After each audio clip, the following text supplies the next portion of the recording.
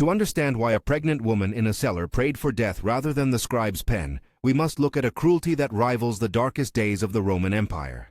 You clicked expecting the whip, but what we found in these archives is more terrifying because it is quiet. It wasn't just chains that destroyed Amina, it was a single line of ink. They opened a book and named her a crime. We begin there because the image is simple and terrible. A scribe's hand, ink tacky on the page, a single line that changes everything. The ledger at the heart of this story bears a name, Amina, and beside it, the clinical phrase, status reassigned, custody transferred. What follows is the proof that administrative ritual can injure as surely as force. This is why, when we measure the power of these masters over their pregnant subjects, we find a reality that is, in every sense, worse than death. We tell this in the first-person plural, because these files demand a community of attention. We have read the page, fingered the water stain, traced the excised ink where someone tried, perhaps in vain, to remove a name. We have read the inspector's memorandum that notes, in cautious bureaucratic language, consequent measures advised. And we have read the ledger itself, where a neat clerical hand records what the household decided. In between those two notes sits a procedure barely visible unless you know where to look. Complaint, convening, ritualized adjudication, token exchange, and a ledger entry that transforms relationships into property claims. That is what we mean by corrective intimacy, a patterned use of household ritual and paperwork to reassign futures. Amina appears to us as a knot of traces, a stitch in a cuff, a half-burned scrap of paper tucked into a seam in a mattress, a brief entry on folio 112I that names her and, in the margin, the notations of Scribe Thomas. Our reconstruction of what happened is assembled from those fragments and from the institutional grammar that repeats across dozens of similar files. Where we move beyond what a document plainly states, we mark it as reconstruction. What follows is evidence-based narrative and careful inference in equal measure. Households in these records are not simply private homes. They are composite institutions, economic units, courts of first instance, and parochial moral authorities all at once. The steward manages supplies and contracts, the overseer organizes labor and enforces discipline, the minister supplies consecration and moral sanction, and the scribe makes everything legible. Together they produce rulings that move from the hearth to the ledger, and from the ledger into local law and inheritance. That interlocking anatomy is crucial because it explains how a domestic incident could become a legal status. The mechanics are simple to state and complicated in practice. The sequence, as it recurs across these records, runs like this. A whisper or complaint reaches the steward, sometimes a neighbor's report, sometimes a household member's accusation. A hearing is convened, not a public trial in the town square, but a domestic adjudication with the minister present to supply a blessing that doubles as a juridical token. A formula is pronounced, words that, in these contexts, have both liturgical and legal force. Tokens or receipts are exchanged. Sometimes a simple piece of cloth is recorded as given in recognition, and sometimes a small payment is entered as acknowledgement of issue. The scribe records a line, reassigned, custody transferred, maternity recorded under household. Once ink dries, the household enforces proximity and surveillance. Women are relocated to cellars, to rooms under the immediate watch of overseers. Their labor is rerouted. The alleged father is separated or obliged to sign away claims.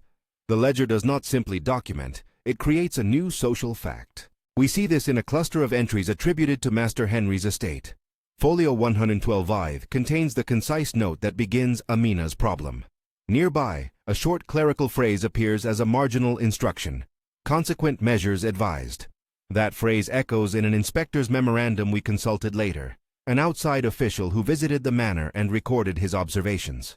The memorandum uses the language of reclassification of female household personnel, formalized by clerical notation and household oversight. Read together, these fragments show how the household procedure operated as a small local court with script as its verdict. The benediction of Pastor Jonas appears in several papers from the same parish. His customary phrase, short and liturgical, was often recorded by Scribe Thomas as if it were a legal modal. In one surviving note, the minister's words are transcribed in the margins. Let the matter be sealed by God's benediction and the household's will. That phrasing functions as both spiritual sanction and administrative authorization. The effect of pairing prayer with a scribe's ink cannot be overstated. A religious act is made juridical, and intimacy is reframed as a matter of property and custodial control. Tokens are small but telling. In one receipt, the ledger records a piece of cloth lent by Mistress Evelyn for cover and proof. It sounds mundane until we place it alongside the household's pattern. Such cloth is catalogued under tokens and later operates as evidence that a relationship has been acknowledged, but crucially acknowledged on the household's terms. The token's presence in the ledger becomes a piece of documentary evidence that justifies custodial reassignments and labor recalibrations. A simple scrap of fabric, once entered, is transformed into an archival instrument of rule. Material traces of resistance populate the margins of these same records. We found, sewn into the cuff of a discarded jacket, the name Daniel, stitched in tiny backstitches, as if someone were trying to keep a memory inside clothing when outside forces wanted it erased. In a river-damaged notebook, a fragment survives. "The river remembers me." These are not the official record, but they matter because they show that subjects of the household regime resisted legibility in small, persistent ways. Hidden letters, stitched names, and excised ink lines are the archival shadows of refusal. Scholar Lewis has mapped how these reassignments cluster around specific seasons, harvest, market, and times of heightened labor need, suggesting a labor logic to what otherwise looks like moral adjudication. Professor Andrews emphasizes the ritualized language, the formulaic phrases that recur across parishes and manors, a technical vocabulary that makes power seem natural. Historian Amelia, working with digitized folios, has called attention to erased folios and overwritten entries, deliberate acts of erasure that suggest either a later attempt to cover wrongdoing or a household's changing judgment.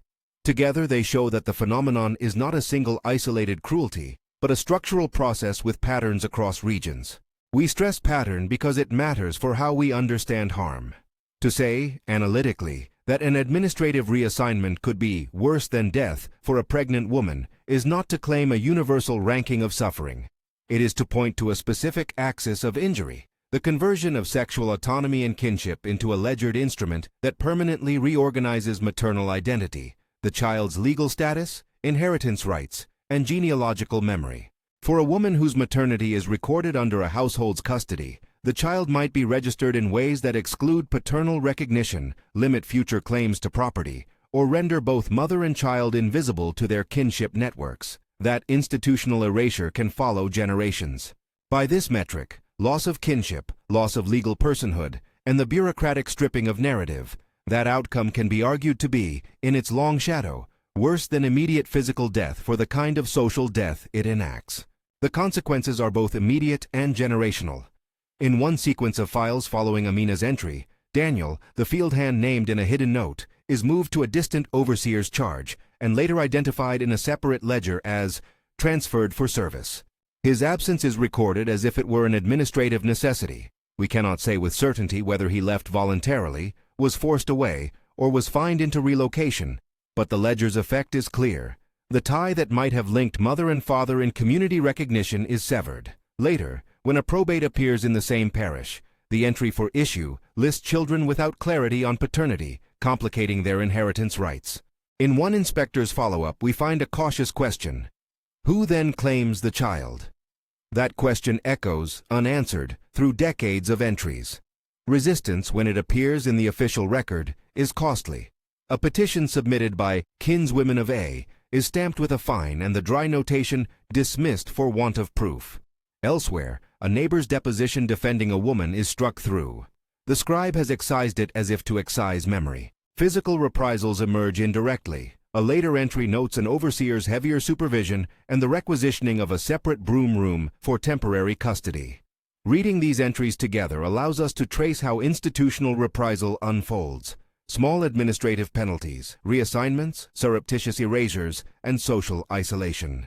The ledger is not neutral. It is an instrument that can enact violence through categorization and through the authority of documentary truth.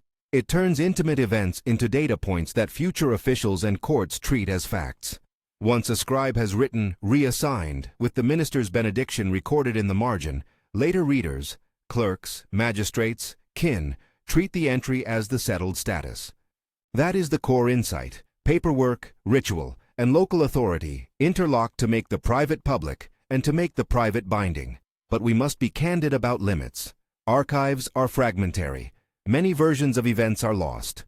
Oral testimonies, the small things unrecorded, faces and gestures that cannot be extracted from ink and parchment. Where we fill gaps, we do so with explicit markers, reconstructed from ledger margins and depositions, likely based on patterns across files. We avoid imaginative reconstructions of physical violence that the records do not support. The ledger tells us what officials recorded and, by omission and emphasis, what they wanted to be visible. From that we infer social mechanics. We do not invent private acts or sensations.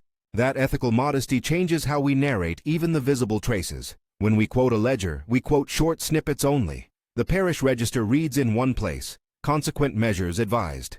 The inspector's memorandum states, "Reclassification, formalized by clerical notation and household oversight." These phrases are evidence of procedure.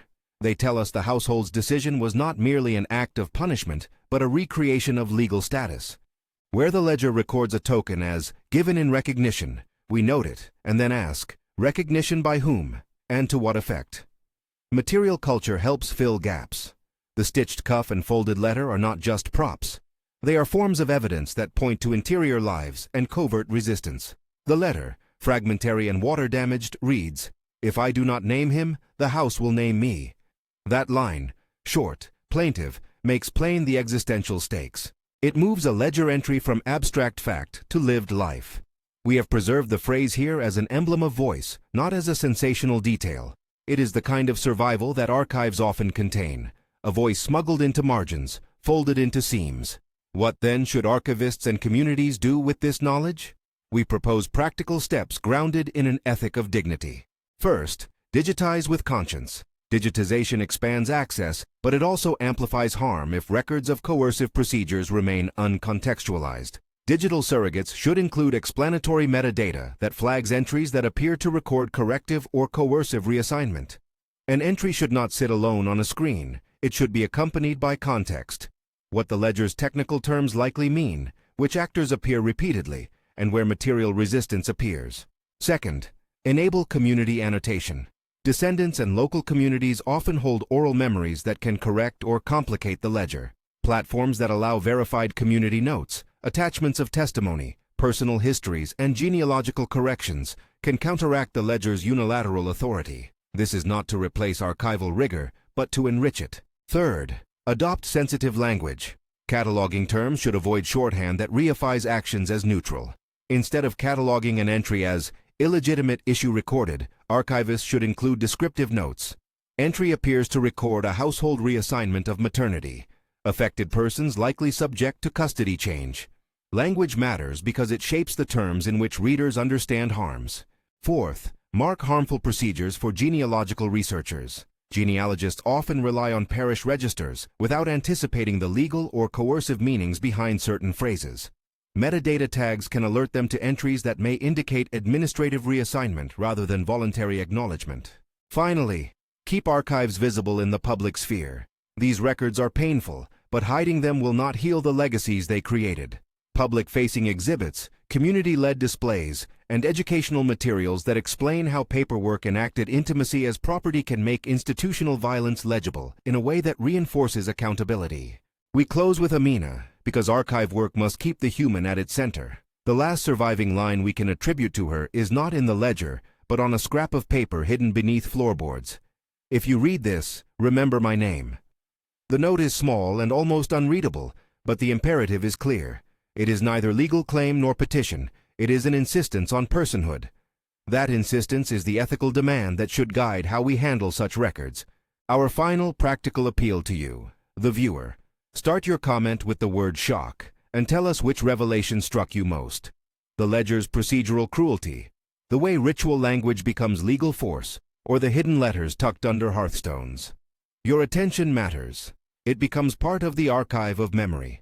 If this subject matters to you, share this film with someone who works in archives, genealogy, or local history. Encourage them to read these files with the care they deserve. We leave you with the ledger's quiet instrumentality and Amina's louder, human remnant. Paper and ink can name and restrain people. They can also, when read differently, expose the mechanisms that did so.